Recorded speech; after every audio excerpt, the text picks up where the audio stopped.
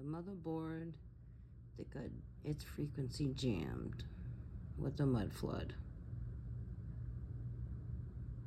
Because that's a motherboard. And I was getting something about the River Nile. I had weird, well, they're not dreams, but last night, it was weird. I saw that being with the one eye missing. Wasn't pretty, by the way. And then something to do with the Nile and the two rivers are split. And it's like right there, but I can't grab the whole memory. I went somewhere, I'll tell you, I went somewhere freaking wild last night. Yeah, thank you. And that when I woke up this morning, that it was just like an essence of remembering that one-eyed being, which I feel was Set.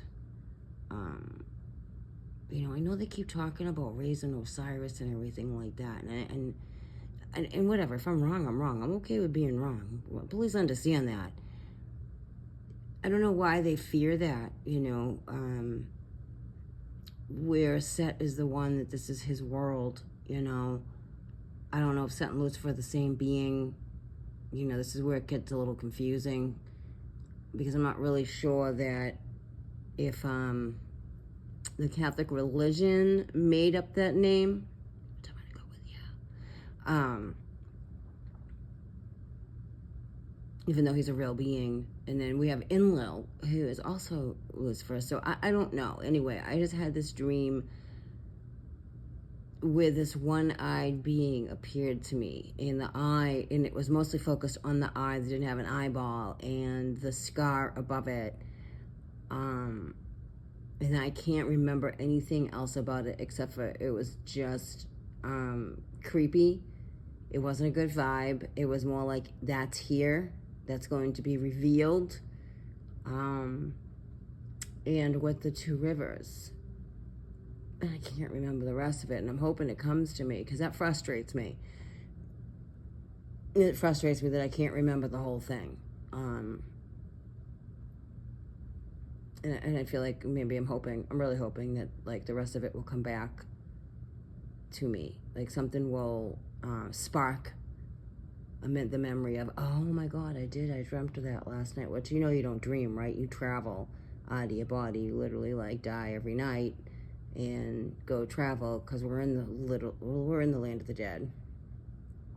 And your soul travels to other beings, places, worlds, energies, so on and so forth. And I feel like, I don't know if you remember when you were a child, some of your dreams, because I remember some of my dreams, and I do remember having a lot of dreams about falling like off a cliff, like falling, like we fell. I feel like we got yanked in here. You know, I know they say we chose to come here, maybe we did that too, but I feel a lot of us got dragged down in here, and we didn't want to be.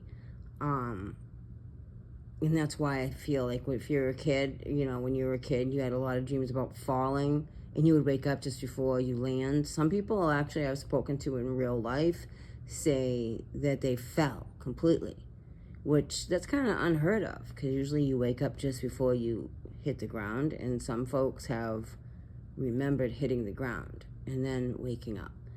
And I do feel like that has something to do with the fall of grace. Not that we fell from grace.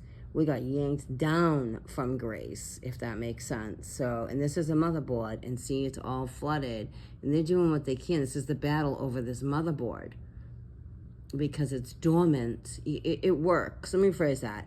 It's at a lower frequency. It works, but it is dormant. And this thing, I keep getting shown, it glows, it lights up. This whole thing, like if you look at your computer or your television, I grew up in a time where there was tube television, the motherboards. This is a motherboard, and it has been mud flooded out to lower its frequency to keep us dormant. But that's all changing. And I believe we affect these earthquakes and these eruptions as well. Not something outside of us. I feel it is us. Peace.